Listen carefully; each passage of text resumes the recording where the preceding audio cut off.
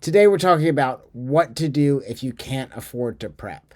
We have a saying around here that says this life will cost you everything, but you might end up saving yourself, your family, and your community. Now, before I started living intentionally, doing more of this like survival skill, permaculture, living with the land stuff, uh, I was working in a car dealership. We made videos about this, but was working in a car dealership doing pretty close to 60 hours a week, and truthfully, like, it was soul sucking.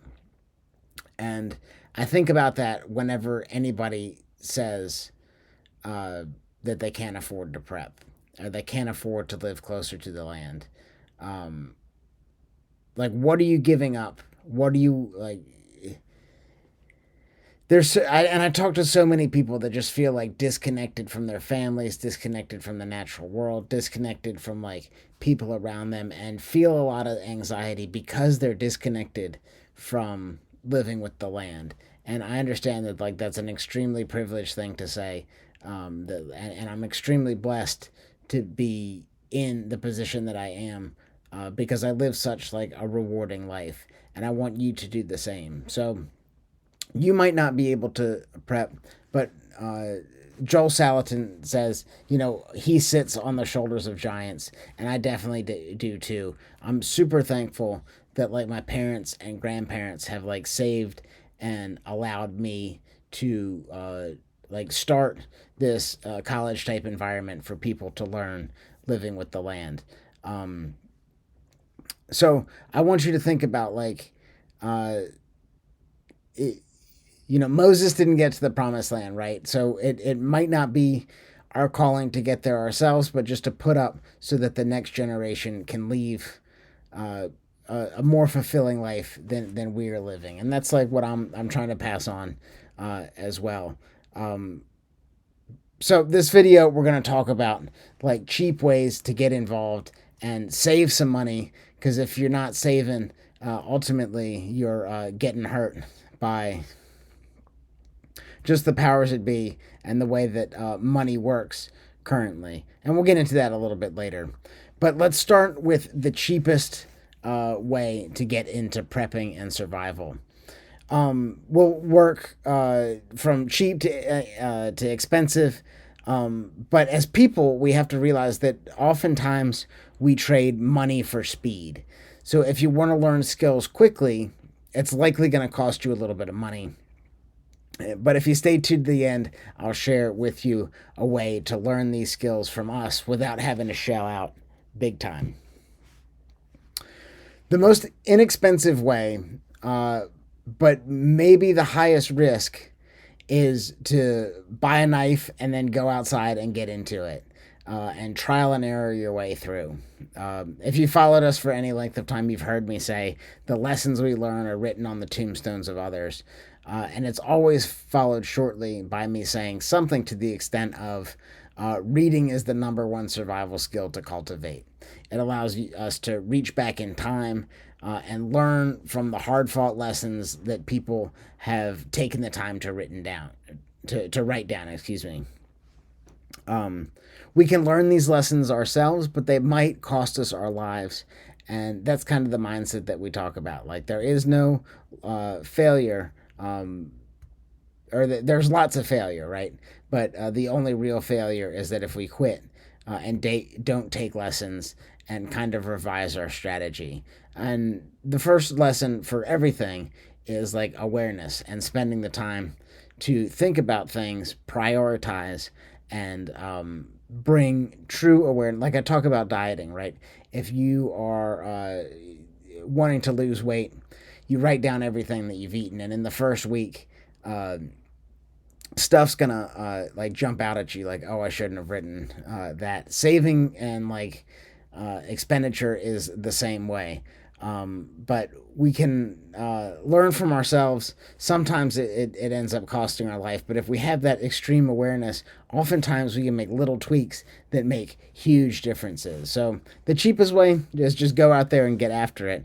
But the books are cheap, and free resources online are cheap.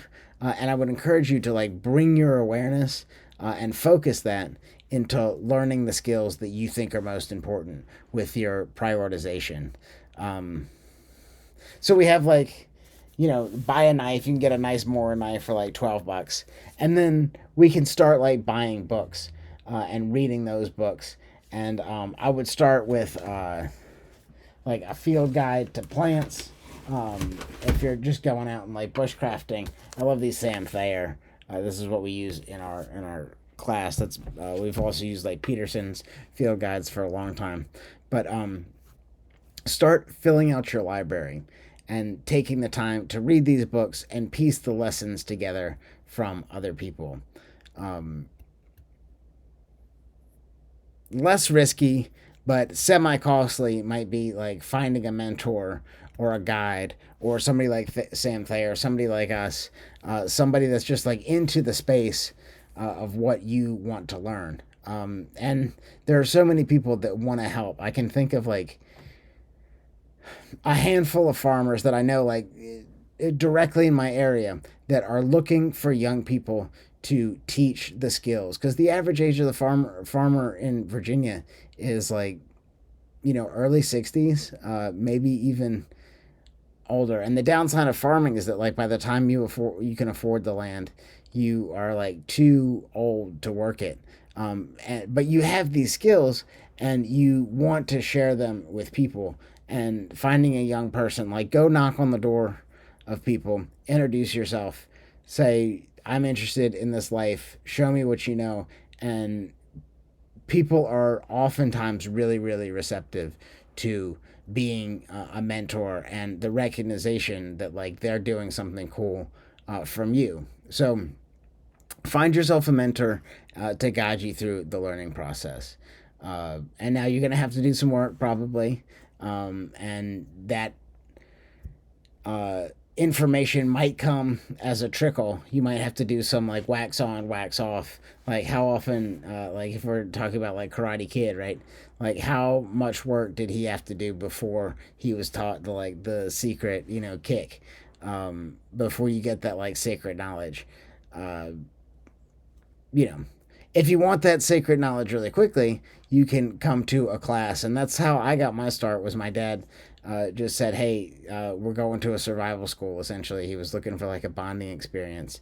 And so we went to one, and he was pretty much done with it, but I just went back for more and more classes there because it like really ignited a passion that I didn't know I had until I was doing it. But if you want like the fast approach, taking classes where it's a sheer download of information might be the route for you. And it's still significantly cheaper than going out there and failing on your own a whole lot. Though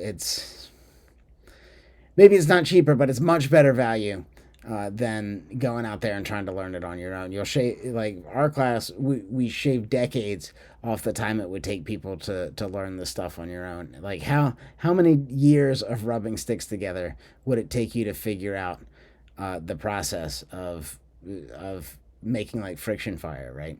Or how much like cold exposure would it take before you figured out how to make a really comfortable debris hut? How much like dysentery would it take you to figure out how to like purify water with nothing, mind you, right? So you have like just a knife, and so sometimes it pays to get the information distilled in a way. And that's the way that we structure our classes, is like a sheer download of information. We want you to be pretty comfortable, at least in like the survival essentials classes, because we're downloading the information to you. It's not till later that we put those skills to the test through survival evolutions and like our more advanced classes, or like even the Exodus, where it's just like a full-on bug out experience.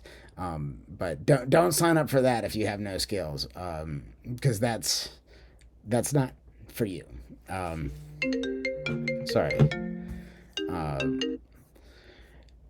So the truth is, you can't afford not to prep, and you definitely can't afford like not to save. So when we're thinking about like the way money works, and inflation is on everybody's tongue right now, uh, and the government wants inflation because it allows them to pay back the accumulated debts with like cheaper paper dollars, right? Uh, that's a whole discussion in itself. But uh, ultimately, the takeaway is we have to save something, and it can't be paper dollars. So you can invest in like your survival kit, but also like farmland, stocks, bonds, real estate, commodities. That's like kind of the way that you have to save money. And my granddad, he would constantly say that like if you aren't saving half of what you make, you aren't going to have enough for retirement. Um, so I'd encourage you to accumulate skills and save your money so that you can deploy that. Now, not save your money, save your money in the form of assets that you can deploy for projects that you are excited about. Warren Buffett says you don't have to swing at every pitch, and you definitely don't want to swing at the bad pitches, but only the pitches in the sweet spot. So what I'm saying here is that like everyone's a prepper, whether you want to be or not, and you have to like think how much is the current life costing you. There's a great book called like The Wizard and the Prophet. I don't have it here. It's Charles C. Mann, but it talks about like the technological fix and the like going back to nature fix for the problems that we face.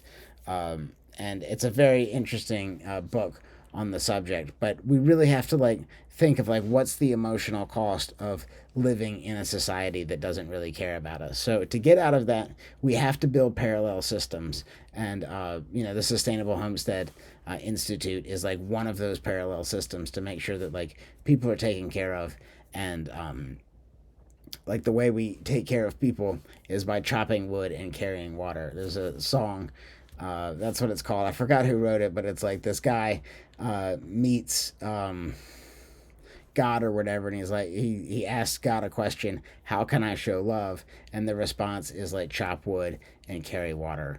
And then so he goes throughout the song. He's like remembering what he said, and then he sees this like beggar man, and ultimately like chop wood, carry water. He builds a fire and gives the man some water, only to find out that like he is the God character that he met earlier in the song.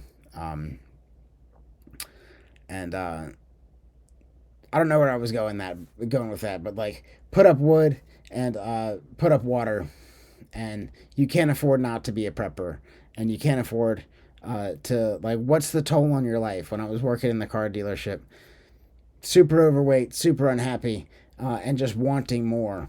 And so the price that you're paying to live the life that you're not satisfied with is way more costly than the cost to get into prepping or get into survival, get into like living closer with the land. And so I would encourage you to like make the jump, whether you're making the inexpensive or the like, you're going full bore with it. But little steps accumulate to something big over time, and you're never going to be where you want to be without making the first step. I know when I started jujitsu and martial arts stuff, the hardest part is stepping through the door for the first time. And once you do, that inertia will carry you through anywhere. So at whatever level you're doing it, recognize that like we need to step closer to the land. The future is bright for those that are living close to nature, and the things that weigh on your heart, they're just not there. I mean, nature provides everything if you know how to get out there and get after it. And I'll leave you with this: people, anytime they ask a question, the answer is in like there's two responses, right? There's it depends and dirt time, and sometimes it depends on your dirt time, but there are so many nuances, and there's every like situation is different.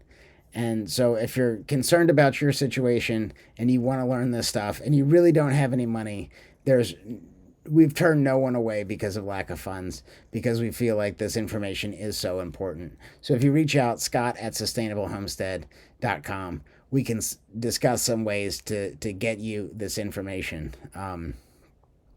Whether it's like coming to an in-person class, our Homestead Mastermind, which we usually charge some money for, or excuse me, some of like the more in-depth, immersive experiences. Like, let's chat. Let's make sure you and your family are taken care of. That's our mission, to make it easier for you than it was for me, because ultimately, like, the hub system, as we talked about in our last like big YouTube video, the success of the teacher is based on the success of the students. So it's my hope that I can help you be successful, and we can have this web that stretches across the country, across the world, of people who are and homesteads that are resilient and able to help everybody around them. And the only way that we help everybody is through the sharing of information. So Scott@sustainablehomestead.com. That's my email. Reach out if you're in dire circumstances, because I want you to have this information. It's really that important to me. So thanks for watching this video. If you've made it this far, I know you have a passion for life and are serious about surviving whatever the universe throws at you. Drop us a like, subscribe, but ultimately sustainablehomestead.com is the place to go for information. Shave decades off the time it would take to figure this out on your own. Look through our resource library, join us on our weekly Homestead Mastermind, or schedule your own in-person survival training. As always, preparation today means peace of mind tomorrow. Thanks for watching, and we'll see you in the future.